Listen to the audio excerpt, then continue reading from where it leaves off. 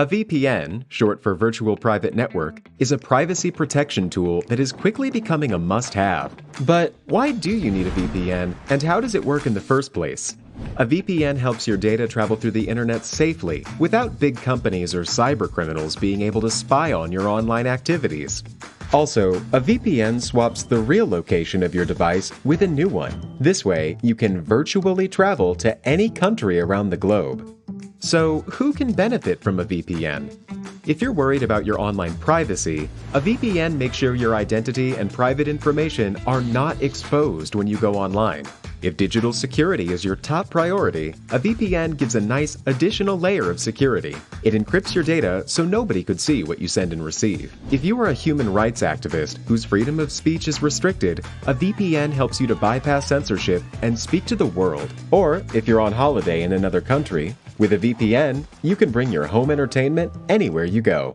Here's a pro tip: check out Surfshark VPN. It has everything you need in a premium VPN, awesome speeds, and industry-leading protection that covers all of your devices. All you have to do is click connect. Secure your digital life and enjoy everything good that the internet has to offer with a VPN you can trust. Click link in the description and get 81% discount for your first order. Building your confidence. Learn what to expect. It's a good idea to learn a little about roller coasters before you ride your first ones. Specific parks will usually rank the roller coasters on intensity, so you can learn more about the particular roller coasters you're going to visit when you get there and get the park map, or you can check out the specific coasters online. Wooden roller coasters are the oldest and most classic coasters. Usually operated on chain lifts, they'll go very fast, but never go upside down or in complicated loops for the most part.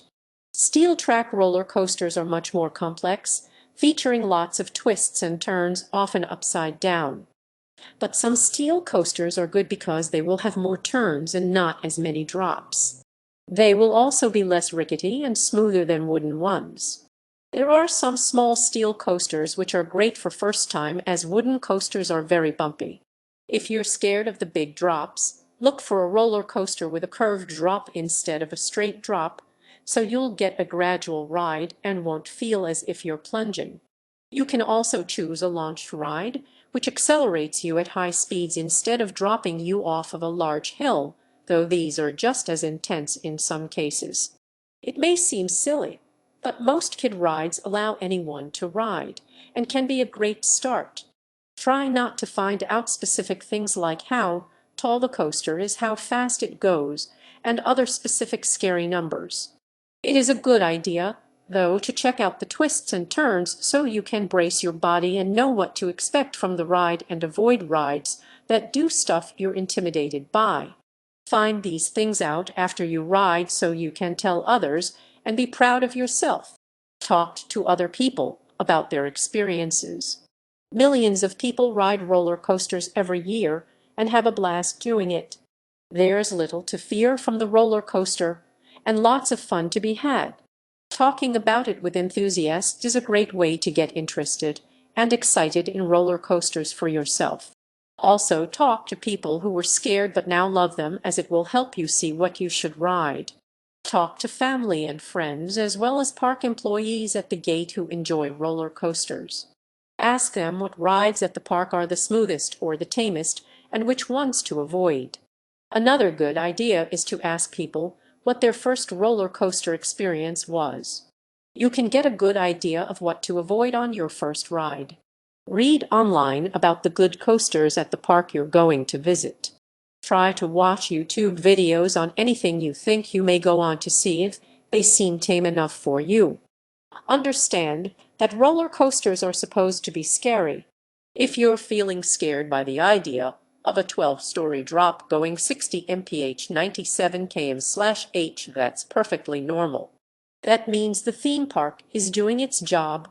Roller coasters are made to be scary to give riders fun thrills and chills, but they aren't actually dangerous as long as you follow the safety precautions and listen to instructions. A coaster is thoroughly tested before being cleared for public use, and all the rides receive regular maintenance to keep them in top working order. You needn't fear malfunction at professional parks. Some injuries are reported each year from riding a roller coaster, but the vast majority of those injuries are the result of rider error and rule breaking. If you listen to instructions and stay seated, you'll be fine.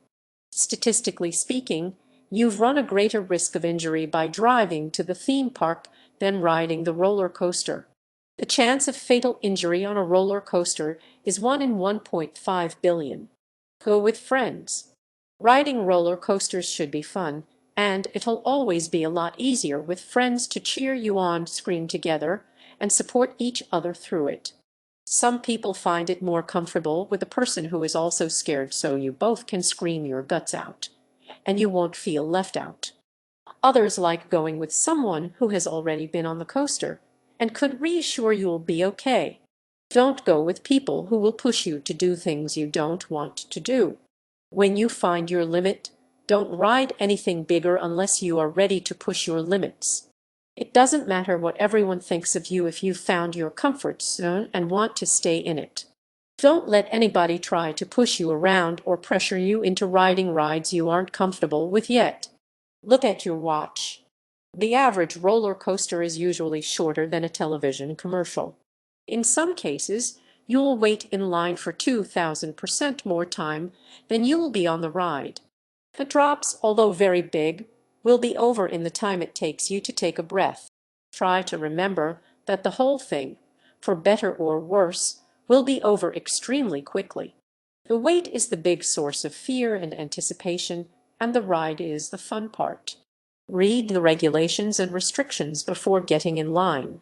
Before you wait in line, make sure you meet the height requirements listed at the start of the ride and that you're not physically unfit to ride. Typically, people with heart disorders, people who are pregnant, and people with other physical disabilities are not permitted to ride roller coasters. Riding your first coaster? Start small.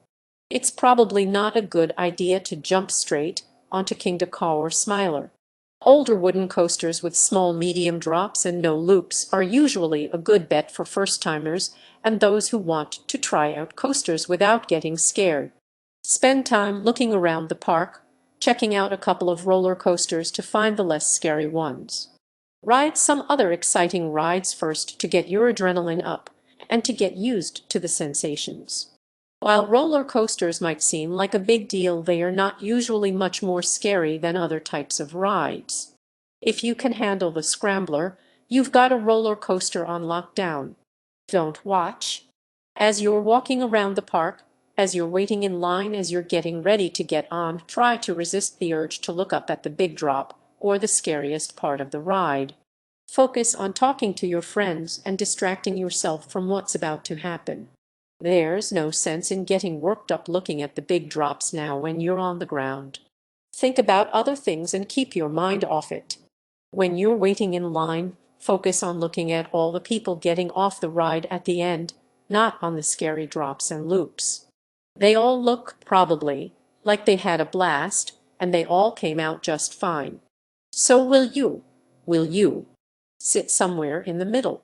If it is your first time on a pretty scary one, the best place to sit is in the middle so you can focus on the back of the seat in front of you and don't have to worry too much about what's coming, but you can still see if you want to. The middle offers the gentlest place in the ride. Alternatively, you might want to sit in the front so you can see if it makes you feel better. Not knowing what's coming is scarier for some people. Don't sit in the backmost seats, which exert stronger G-forces during the sharp turns and the drops. The ride feels more intense when you're sitting near the back of the cars. Follow the instructions of the park employees and the ride guidelines. As you approach your seat and sit down in the car, listen closely to verbal instructions and follow directions from the employees. Different roller coasters use different types of safety harnesses, so you'll have to listen closely to make sure you get into them correctly. When you sit in your seat, make sure it feels comfortable and that the safety harness comes down across your lap snugly. If you can't reach it, or if the harness is especially complicated, wait for the park helper's instructions. If you lock it in yourself, they'll still come around and check to make sure everything is solid. When you've got your harness on, sit back and relax. Stow any glasses or loose jewelry that you might have on in your pockets and take some deep breaths. You'll be fine. Getting through it. Through it. Look straight ahead. Keep your head secure and back against the seat rest in your chair and try to focus on the track in front of you or the back of the seat front in front of you. Don't look down or focus on things to the side, which can emphasize the speed at which you're traveling and increase any feelings of disorientation and nausea. Don't look down, in other words. This is especially helpful if you're going on a loop. Look straight ahead and focus on the track, and you'll only feel a slight feeling of weightlessness that should actually be pretty pleasant and should pass in a moment or two. Resist the urge to close your eyes. Inexperienced riders often think that closing your eyes will help make it less scary and that you'll feel better, but closing your eyes will lead to feelings of disorientation and can make you feel nauseated. Focus on something stationary and don't close your eyes. Breathe deeply. Don't hold your breath on roller coasters or you might become lightheaded and everything will be worse. As you're nearing the big drop, take deep breaths and try to focus on your breathing instead of other things. This can help to center you and calm you down, focusing on a little thing. Just breathe in and breathe out. It'll be fun. To help you focus, count your breaths as you take them. Breathe in deeply for a count for 4, then tense your muscles for a count of 3, then blow your breath out for a count of 4. Continue cycling in this way to calm your nerves. Flex your stomach and your arm muscles. At some point in the ride, you'll start to feel some butterflies, probably sooner rather than later. That's part of the fun of the roller coaster, but it can be a little overwhelming for some people. To ease it slightly, you can tense up your stomach muscles and your arms by grasping the handholds provided for you on the harness and the chair to try to keep calm. On a roller coaster, adrenaline will be released in large amounts, triggering your fight or flight impulses. Your blood pressure will rise, you'll sweat some, and your breathing will quicken.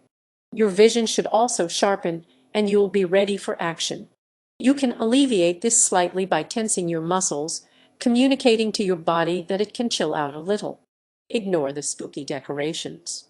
Lots of rides will up the scare factor by including all sorts of scary paint and dark lights and little animatronic animals or goblins along the side of the ride to scare you. If you're mostly scared of the physical sensations, these can serve to totally throw you off and make the whole thing a lot worse, so you're better off ignoring them as much as possible. If things are shooting off or moving, just stare straight ahead and don't worry about it. Keep breathing. Alternatively, some rides with a storyline can help to distract you. If you get caught up in it, just stay focused on the fun of the story and stop worrying about the ride being scary. Use your imagination to your advantage. If you're still freaking out, try to use your mind to go elsewhere. Imagine that you're flying somewhere on a ship, or that you're being whisked away to Batman's lair, or that you're the one doing the driving. Anything to take your mind momentarily off the dips and the drops can help to distract you from what's happening and make the whole thing go faster. Get pumped up and be a beast. Pretend that you're an unleashed kraken or some kind of dragon on the high rides. If you have the feeling of power, you will feel less tension and your mind will think of something else. Always use your own judgment. If a ride doesn't seem safe to you, or if the employees seem unconcerned about safety, or if you've heard about previous incidents or safety concerns, don't ride that roller coaster, especially if it's going to fill you with anxiety. Most rides at large parks are expensive pieces of machinery that are well maintained and tested regularly. A roller coaster's track is typically inspected each day before the ride is run for the first time, and will be closed down if a problem is detected. If a ride has been closed frequently over the past couple of weeks, it might be best to avoid it. The chances of an undetected problem are slight, but it might make you feel better to skip the ride.